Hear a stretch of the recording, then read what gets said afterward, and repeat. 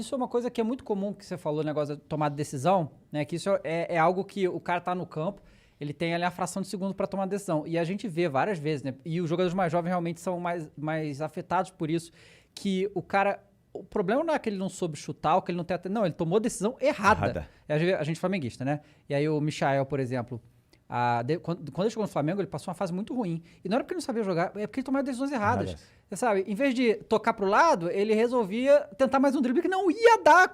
Ele devia saber que não ia dar, entende? Entendi. E isso é algo que é um negócio difícil da gente mudar ou melhorar no jogador, né? Qual o trabalho que se faz para esse tipo de coisa? Cara, eu acredito assim, o futebol ele é diferente de todas as profissões. Eu sempre digo e falo assim, o menino quando ele entra com 14 anos dentro de um clube de formação, seja ele em qual clube grande ou pequeno, ele entra no primeiro ano de universidade. A única coisa aqui no futebol, na medicina você tem 6 anos, a gente tem que fazer residência para começar a fazer atuação. No futebol você antecipa algumas etapas, né? Mas vamos supor que o menino com 18 anos ele já estreia lá no Flamengo. Foi o caso do Vinícius Júnior. Né? O Vinícius Júnior estreou. Antes até, né? Bem antes. Foi vendido para o Real Madrid por uma bolada. Só que ele chegou mal formado lá. O que acontece? Os meninos antecipam a etapa, só que eles têm que entender que eles precisam continuar fazendo os fundamentos da matéria, seja ela tática, técnica, emocional, que é o mais importante, e o social. Se ele não continuar fazendo esse processo de formação que vai dar lá com 20, 21 anos, ele não vai chegar ao nível de um alto atleta de alto rendimento. Então, quando o menino ele entra a primeira vez com 14 anos, ele está no primeiro ano da universidade. Com 18 anos, ele subiu para o primeiro time, mas ele tem que continuar fazendo os fundamentos de chute, de cabeceio, de finalização, de posicionamento, de fechar a linha de 4, tudo isso. E boa parte da molecada não faz isso. Chega lá no profissional, acha já que é o cara... Já sei tudo. Já sei tudo e não preciso treinar mais. Aí cai. Né? Então, eu citei o caso do Vinícius porque eu estive em Barcelona morando e acompanhava os jogos do Real Madrid e, cara, virou chacota muitas vezes. E a gente, como brasileiro, fala assim, esse menino não está mal formado, ele vai ter que se readaptar à cultura da Espanha, vai ficar no banco, vai esperar no banco e a imprensa vai cobrar dele, o treinador vai cobrar dele e vai chegar a hora. Agora, para mim, ele está no momento certo de formação. E se ele não tivesse a cabeça no lugar certo, tinha se desandado, né? Porque a quantidade de... Né, detonaram demais o moleque, né? Detonaram muito. Mas aqui ainda... Mas na Espanha foi impressionante. E o menino tinha potencial. Só que ele não sabia chutar, exemplo. A finalização dele era horrível. Chutava a vez de tornozelo. E eu falo assim, não, esse menino precisa trabalhar esse fundamento aqui. Né? Então, essa antecipação dentro de formação é muito importante dentro do clube. Eu sei que os clubes, muitas vezes, precisam vender o cara de 18, 19 anos, mas vai do lado do atleta e do próprio representante da família, que é um entorno social, fala assim, não, Vinícius, você tem que treinar mais aí, cara. Né? Pegar e jogar duro com o cara, para de sair um pouquinho, porque o cara não aprende, desaprende a jogar bola de um dia para a noite, que muito acontece. O cara vai e faz 30 gols numa temporada, na outra temporada faz 5. Pois é. Né? Não desaprendeu. Então, essa questão de formação é uma questão que, eu volto a falar, afeta muito o que é a nossa seleção hoje. Afeta muito do que a gente tem no mercado hoje. E esse processo é um processo lento que os clubes têm que identificar isso para poder formar melhor, para tentar criar um conceito cultural de como formar melhor nossos atletas dentro da nossa característica, dentro do que é o futebol brasileiro, dentro do que a gente tem cultura de futebol. Mas assim, o jogador, ele tem essa autonomia, por exemplo, eu sinto que eu peco em finalização.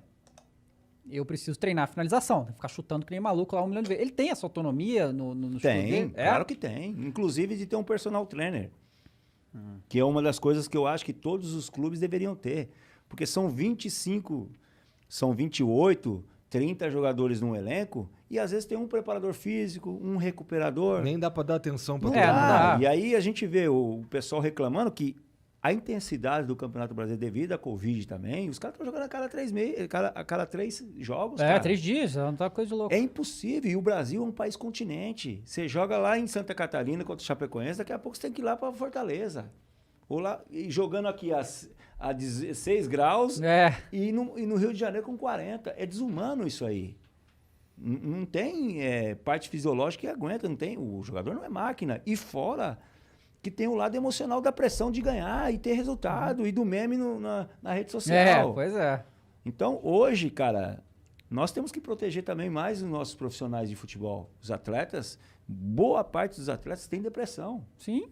Tem problemas emocionais. E às vezes sai um gatilho emocional aí de o cara sair, beber, fazer farra, fazer o que for, é porque tem muita pressão em cima de cara. E nem todos conseguem suportar essa pressão.